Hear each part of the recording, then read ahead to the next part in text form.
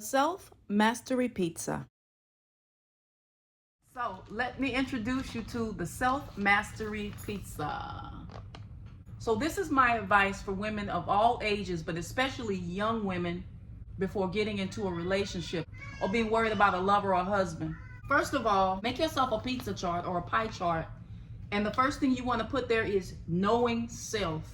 Knowing self includes knowing your birth chart, your destiny, your psychological makeup, your likes, your dislikes, your potential, and your limits. Knowing this is very important before combining your destiny with another person, even almost in platonic friendship. Next up, spiritual life. Your spiritual life, depending on what you believe, I'm not saying everybody believes in the creator or the source energy, but creator's at the top of that pie. Your Ori, which is your oversoul and higher self, connection to the cosmos and the creator.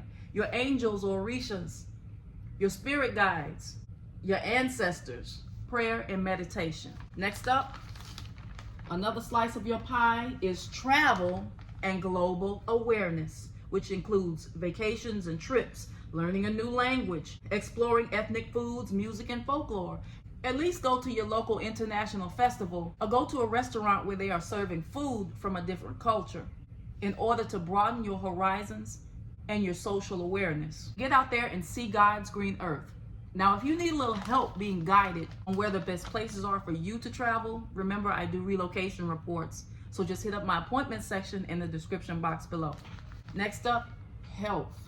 Be aware of, get help for, and maintain your mental health, your emotional health, your bodily health, your diet, your sleep, and your self-care habits. Next up, social life. Social life, in-person healthy connections, not toxic. So your social life, in-person healthy connections deals with your friendships, associates, your business networking opportunities, your affiliations to clubs and organizations, sororities and things such as that, and social outings. Humans are social creatures. Don't let this modern world and social media tell you that you don't need anybody and that you're an island. Yes, dealing with people and their human natures can be a treacherous experience, but it's still a necessary experience in your karmic path. So if you think you're going to escape social interaction in this life, you may have to come back and do it next lifetime. So getting away from dealing with other people is not an option. Next up, family. And sometimes we have to create a family if we don't have the family that we want or they're not healthy enough to deal with. But anyway, healing family issues through therapy or talking to someone or mending relationships that are worth mending where an offense too terrible hasn't been created. Maintaining healthy ties with certain family members and mutual cooperation within a family. Not just taking, but exchanging and giving of energy and looking out for one another. Because once again, we are social creatures. We are not meant to be isolated. Most people in isolation end up having more mental problems when there's no one to talk to. So you need family and social connections. I'm gonna go back to career and projects, which probably should have been right next to spiritual life, which is talent cultivation. That means going after your talents, using the gifts that the Creator gave you, enjoying your hobbies, not neglecting your hobbies, going to workshops related to things that you're interested in and learning more about multiple income streams and managing the money that you manifest.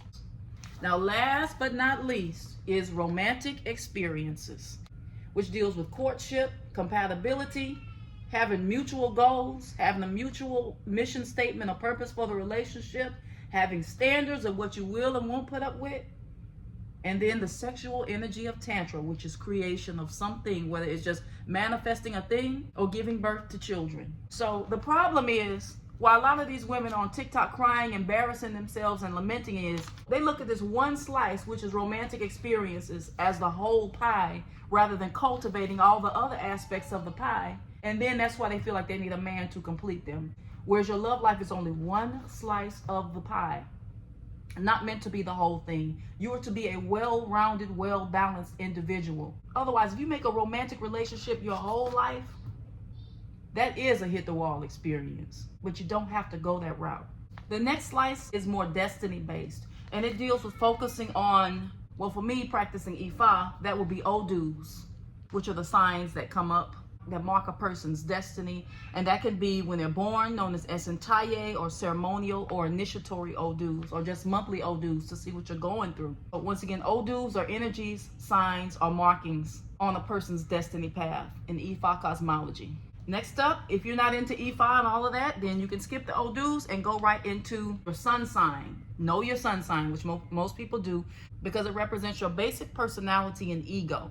Then your rising sign, I have reputation here, but it should really be under rising. Your rising sign is people's first impression of you, how other people see you, which is also your appearance and your reputation. Know what your rising sign or ascendant sign is.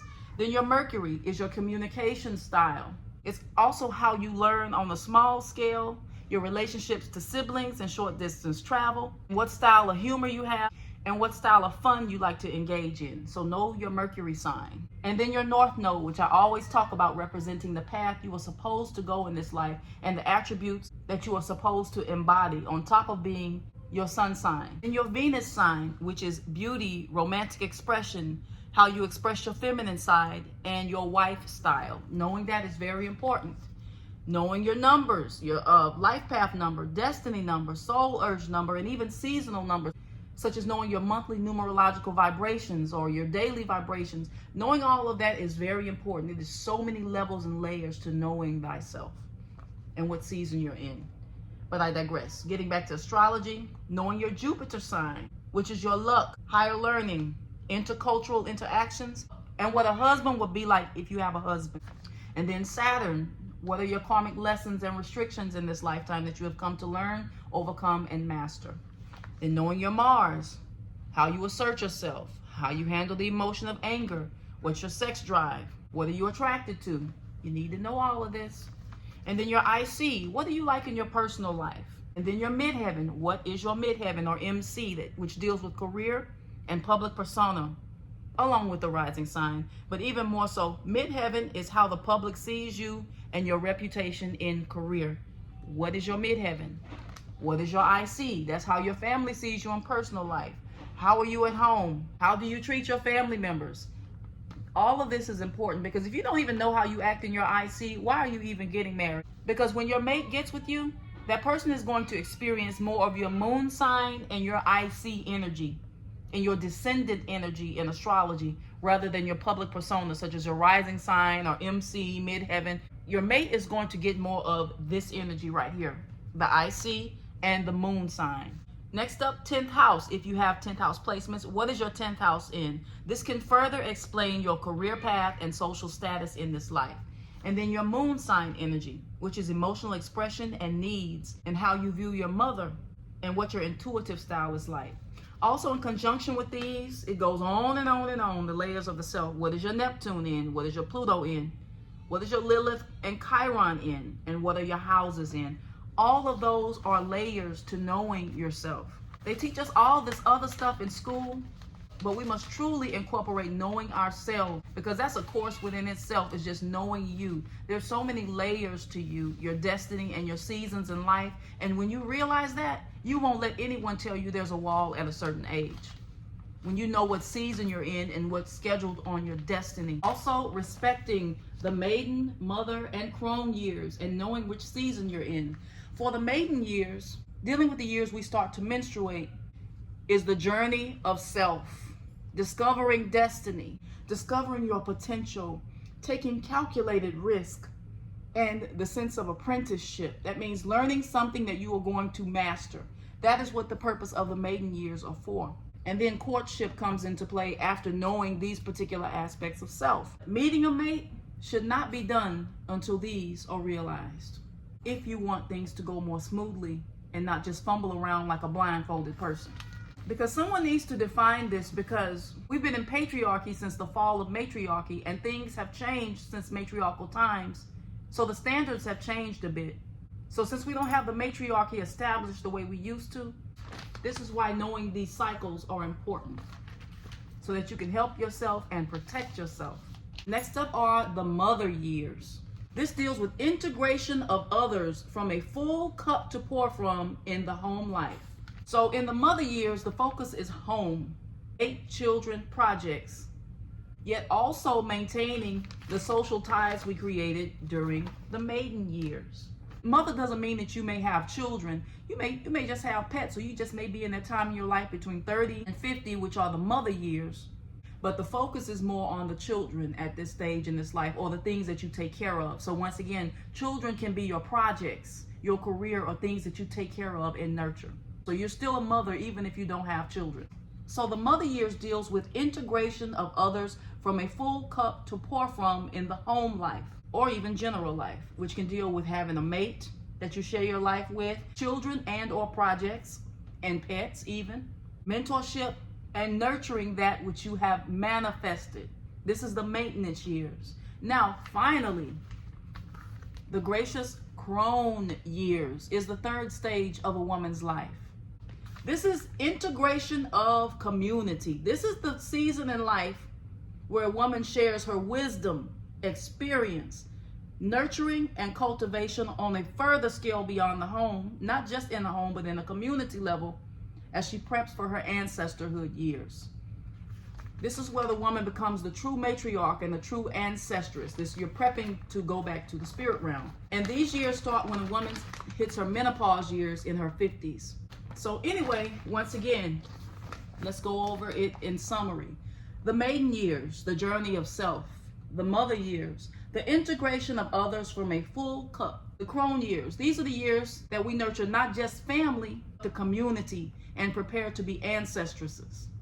So each season of your life has significance and importance. The maiden, the mother, and crone, the triple goddess. And if you make it to the crone years with grace and with poise, then congratulate yourself, because all of these seasons are important. So the only wall you hit is when you have neglected these following areas.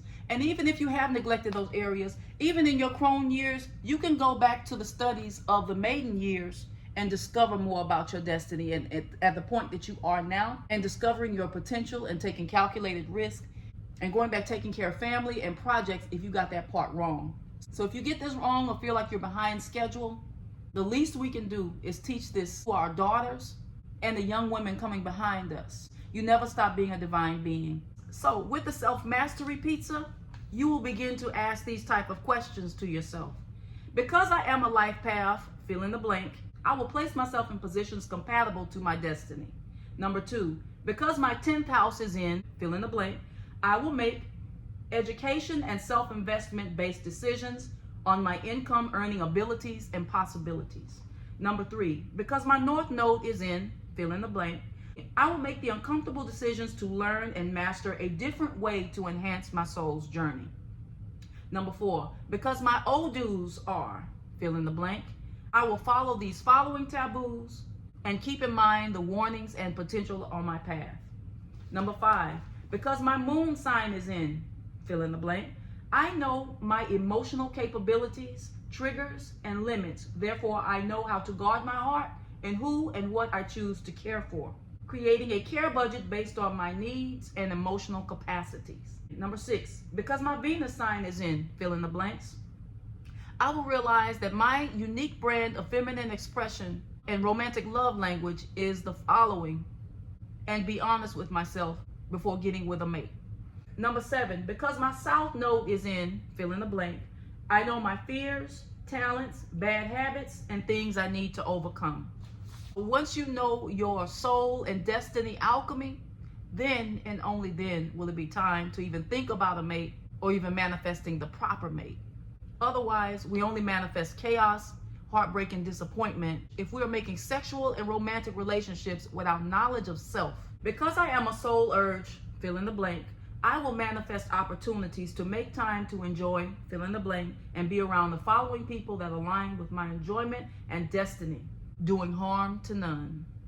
So that is the summary of what my 2 cents is about the hitting the wall concept. This video is not to instill false hope or just to make you feel better even, but to look at this from a matriarchal perspective as a woman and divine being, allowing no one to make you feel inferior without your consent. Peace and bliss.